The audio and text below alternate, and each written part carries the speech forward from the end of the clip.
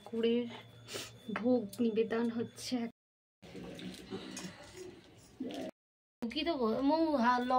প্রতি শুক্রবার স্নান করে পরিষ্কার পরিচ্ছন্ন হয়ে দেবী সন্তোষী মাতার পূজা করিবেন। Hi everyone, welcome to my new blog video. তো এটা ছিল 15 নভেম্বর আমাদের সন্তোষী মা পুজোর বাৎসরিক পুজোর দিন। তো সকাল থেকেই আমরা খুবই বিজি ছিলাম সবাই কাজে। তো এখানে দেখো ঠাকুরের জিনিসপত্র রাখা আছে, সবজির একটা দেখো কি সুন্দর, এখানে কিন্তু সমস্ত সবজি ধুয়ে রাখা আছে ঠাকুরের রান্নার জন্য। এই সবজিগুলো ধুয়ে নেওয়া হয়েছে, আবার কাটার সময় আরেকবার ধুয়ে নেওয়া হবে। আর গ্যাস ওভেন থেকে শুরু করে ঠাকুরের বাসন মশলাপাতি যা যা লাগবে ঠাকুরের রান্নার জন্য সমস্ত কিছু এখানে রাখা আছে। আর ওখানে দেখতে পাচ্ছ 1 কিলোর একটা ঘিয়ের কৌটো, যেটা প্রায় আমি অর্ধেকের বেশিটা শেষ করে ফেলেছি রান্না করতে করতে। আমার খেয়ালই ছিল না ওটা 1 কিলো না 500 গ্রাম, তো মনের সুখে খরচ করে গেছি। আর এই যে আমি ঠাকুরকে নমস্কার করে ঠাকুরের কাজ শুরু করছি। তো প্রথমে আমি সবজিগুলোকে ধোয়া ছিল কেটে নিয়েছি, তারপর কাটার পর আরেকবার ধোবো, যেই সবজিগুলো ধুতে লাগে, বিশেষ করে আলু, তারপর কিছু কিছু সবজি থাকে যে পরেও ধুতে লাগে আরেকবার করে, সেগুলো আমি ধুয়ে নিচ্ছি। রান্নাবান্না কাটাকুটি এই কাজগুলোই আমার বেশি করতে ভালো লাগে, যেহেতু আমি গোছানোর কাজটা খুব একটা পারি না, সেই কাজটা আমার মা করে দেয় বা বাড়ির অন্য কেউ করে দেয়। তো আমি এই কাজগুলো করতে খুব ভালোবাসি। আর ঠাকুরের রান্না করতে আমার সব থেকে বেশি ভালো লাগে। রোজকার রান্না এতটাও ভালো লাগে না, কিন্তু ঠাকুরের রান্না করতে জাস্ট ওয়াও লাগে। তো এই দিনটায় আমি খুব মনোযোগ দিয়ে কাজটা করি, অন্য দিন অতটাও হয়তো মনোযোগ থাকে না। তো বছরে একবার মা এই বাৎসরিক উদযাপনটা করে, মানে উদযাপন তো বছরে একবারই করে, আর সারা বছর শুক্রবার এমনি উপোস করে। তো এই দিন ঠাকুরকে ভোগ নিবেদন করা হয়, আর সারা বছর কিন্তু করা হয় না, সারা বছর লাড্ডু দিয়ে পুজো করা হয়। তো এখানে দেখো সমস্ত সবজি আমি কেটে নিচ্ছি, 5 রকম ভাজা হবে, তারপর ফুলকপি আলুর তরকারি, লাবড়া, পায়েস হচ্ছে, তারপর সুজি, ছোলার ডাল, লুচি, আরও অনেক কিছু রয়েছে, তোমরা কিন্তু দেখতে পাবে। আর এই যে অনেকক্ষণ বাদে আমি আমার মুখটা ফাইনালি তোমাদেরকে দেখালাম। সকাল থেকে সেইভাবে ব্লগ ভিডিও বানানোর একদমই সুযোগ পাইনি, মানে সেই ইন্ট্রো দেওয়ার মতো সুযোগটা আমার হয়নি, তো সেই কারণে সেভাবে কিছু শেয়ার করতে পারিনি। তো এখানে আলুটা প্রথমে ভেজে নিচ্ছি ঘিয়ের মধ্যে।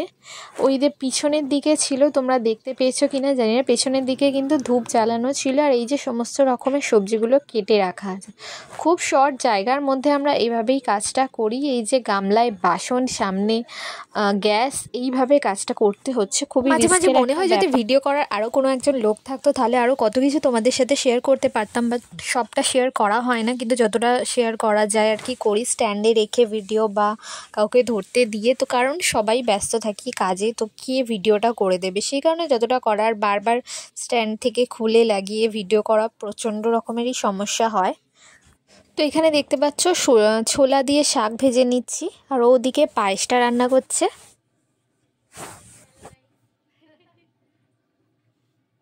আর এদিকে এসে গেছে দিদি, তো স্নান টান করে নতুন শাড়ি পরে একদম চলে এসছে। আর এখানে আমি মেন রান্নাগুলো করে নিচ্ছি, কী কী করছি তোমরা কিন্তু দেখতে পাবে। প্রথমে ঘিতে ফোড়ন দিয়ে নিয়েছি, তেজপাতা, শুকনো লঙ্কা আর 5 ফোড়ন, তারপর লাবড়ার চচ্চড়িটা করে নিচ্ছি। শীতের সবজি কিছুটা ছোঁয়া আছে, যেহেতু আমরা শীতের শুরুর দিকে এই পুজোটা করি, তো সেই কারণে শীতের সবজি কিছু থাকে। আর অনেকেই খিচুড়ির সাথে আলুর দম দেয়, কিন্তু আমরা এখানে ফুলকপি আলুর তরকারি দিই, যেহেতু শীত পড়ছে তাই ঠাকুরকে একটু শীতের সবজি দিয়ে আমরা পরিবেশন করি। আর এখানে দেখো কিভাবে আমি লাবড়াটা করছি, প্রতি বছরই শেয়ার করি রেসিপিটা, তাও আরও একবার করলাম। আমার ঠাকুরের রান্না করতে ভালো লাগে, সেটা ভিডিও করতে ভালো লাগে, আর তোমাদের সাথে শেয়ার করতেও ভীষণ ভালো লাগে। তো দেখো জল দিয়ে দিচ্ছি। তো শুধু এখানে আমি একাই কাজ করিনি, আরও সবাই কাজ করছিল, দিদিও কাজ করছিল, মাও কাজ করছিল, লোপাও কাজ করছিল, সবাই সবার মতো করে কাজ করছিল। তো আমি একটু ভিডিওটা করেছি, সবার ভিডিও করার সুযোগ পাইনি। এখানে দেখো আমি ফুলকপি আলুর তরকারিটাও করে নিচ্ছি, মশলাগুলো আগে কষিয়ে নিয়েছি আর ফুলকপি আলুটা আগে ভেজে নিয়েছি। তো সেভাবেই রান্না করে নিচ্ছি, এই রান্নাটা তাড়াতাড়ি হয়ে গেছে। আর যেহেতু এই গ্যাসে করা হয়, তো গ্যাসটা জোরে দিলে তাড়াতাড়ি খুবই হয়ে যায়। এই গ্যাসটা জ্বালাতে প্রথমে আমি খুবই ভয় পেতাম, কিন্তু এখন একদম মানে হয়ে গেছে, ব্যালেন্স হয়ে গেছে, কীভাবে কী করতে হবে জেনে গেছি। তারপর দেখো খিচুড়ির জন্য ফুলকপিটা ভেজে নিচ্ছি, আলুটা ভেজে নেবো, তারপর সিম্পলভাবে রান্না করে নেবো। খুব সাদামাটা করে রান্না করলেও ঠাকুরের রান্না কিন্তু একটা আলাদা টেস্ট হয়। আর এই খিচুড়িটা কিন্তু আমি একটু অন্যরকমভাবে রান্না করেছি। প্রথমে আমি ঘিয়ের মধ্যে দিয়ে দিয়েছি শুকনো লঙ্কা, তেজপাতা আর আদাটা। তারপর ওটাকে একটু ভাজা ভাজা হয়ে গেলে ভিজিয়ে রাখা ডালটা দিয়ে দিচ্ছি, তারপর ভিজিয়ে রাখা চালটাও দিয়ে দেবো, তারপর একটু হলুদ আর টুকটাক মশলা যেগুলো আছে খিচুড়িতে দিতে হয় সেগুলো দিয়ে দিচ্ছি। আমি কিন্তু এইভাবে রান্না করি, একটু অন্যরকমভাবে, তবে এভাবে করলেও খিচুড়ির কালারটা খুব সুন্দর আসে। আর টেস্টটা তো যে যার রান্নার হাত আছে সেই অনুযায়ী হবে। তো দেখতে পাচ্ছ এখন একটু লাল লাল আছে, কিন্তু পরে এটা একদমই চেঞ্জ হয়ে যাবে। আর এখানে ভেজে নেওয়া হচ্ছে লুচি, কিন্তু ময়দাটা এতটাই বেশি নরম হয়ে গেছে, লুচিগুলো ঠিকঠাক সাইজে বেলা যাচ্ছিল না, প্রচণ্ডই অসুবিধা হচ্ছিল। আর আগে কিন্তু মায়ের ঠাকুরের রান্না করার জিনিসপত্র কিছুই ছিল না। প্রতি বছর মা টুকটাক করে অল্প অল্প কিছু জিনিস জমিয়ে ঠাকুরের রান্নার জিনিসপত্র কিনেছে। এখন কিন্তু প্রায় জিনিসপত্রগুলো পরিপূর্ণ। আর এই যে দেখতে পাচ্ছ আমাকে রান্নাবান্না কমপ্লিট করে একটু নিজের মুখটা দেখিয়ে দিলাম। এখানে ঠাকুরের ফলমূল সব কাটা হয়ে গেছে, আর কি কি তৈরি হয়েছে তোমাদের সাথে শেয়ার করছি, তোমরা দেখতে থাকো। এখানে রয়েছে 7 রকমের ভাজা, এটা কিন্তু 5 রকম না, গুনে গুনে দেখতে পারো তোমরা 7 রকম আছে। তো তারপর আরও অনেক কিছু আছে, সেটাই তোমাদের সাথে শেয়ার করছি। নিচে ফুলকপি আলুর তরকারি, এদিকে হচ্ছে নাড়ুগুলো দেখতে অনেকটা লাড্ডুর মতো লাগছে। আর তারপর হচ্ছে ওখানে সুজি আছে, পায়েস আছে।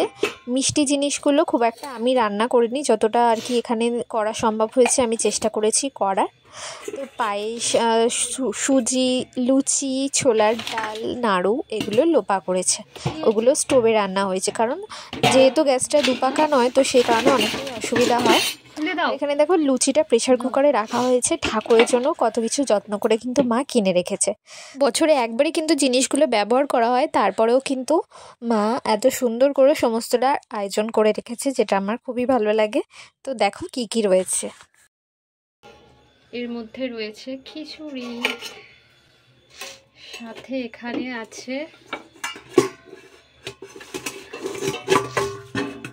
লাবড়া। কোন থালায় খেতে দেবো ঠাকুরকে? ওইটাই কোনটা? ওই বড়টাই সন্তোষী মার। এই তো এতগুলো থালা আছে।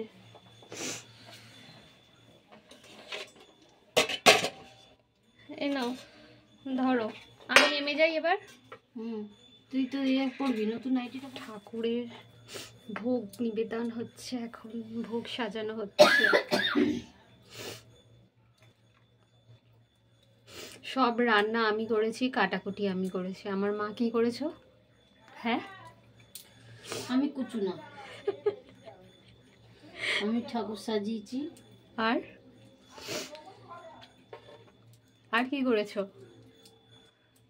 ছোলার ডাল ফল দাও। এই তো ছোলার ডাল, ভাজা।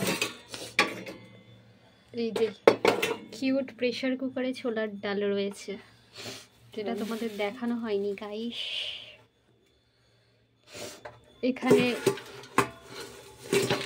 লাবড়া, আলু ভাজা কুমড়ো ভাজা সব দিয়েছি।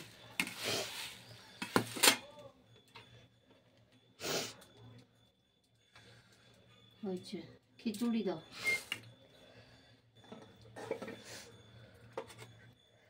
খিচুড়ি আর ছোলার ডাল পুরো একই রকম। দাও দাও ওইদিকে দাও। এত গলে গেছে পুরো ছোলার ডাল। দাও। কি ওই আর কি দেবে? লুচির সঙ্গে সুজি কই? সুজি দাও। আর নাড়ু, নাড়ুটা রবি থাক। সুজি, সুজিটা কেটে দাও। ওখানে ছুরিটা তো দিদি নিয়ে গেল না। এই ছুরিটা আনতো গিয়ে। পায়েস ঠাকুরের পেলে হয় ছুরিটা। ওই এতে দেখবি পিছন দিকে। আমার মায়ের ফেভারিট ঠাকুর কিন্তু সন্তোষী মা। ও পাবে না।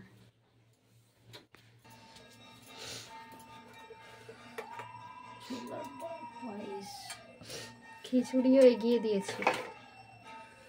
খিচুড়ির চামচ দে। এই তো এটাই দিয়ে দিয়ে দাও।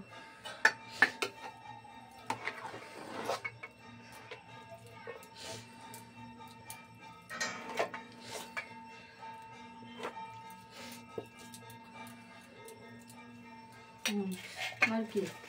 এইগুলো দিতে হবে তো, এইগুলো এগুলো। এর তরকারির চামচ কোথায়? আর ওদিকে চামচ নেই? আছে। এটা কি আছে? লাবড়া।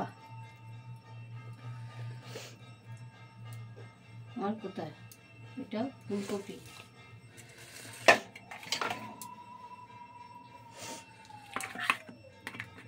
ছোট ছোট বাটি কিনতে হবে ঠাকুর হলে।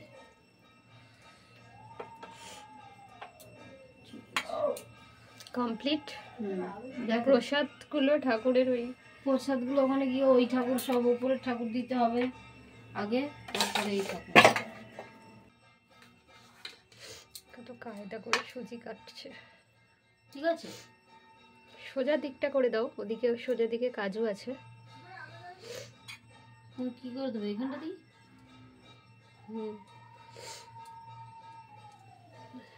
এটা গণেশের থালা দেও। বেশ, এতটা খিচুড়ি দিলে সব কিছু দেবো কোথায়? অল্প অল্প করে দাও। দাঁড়া আগে মাস্ট দুটো দিয়ে দিই। লাবড়া।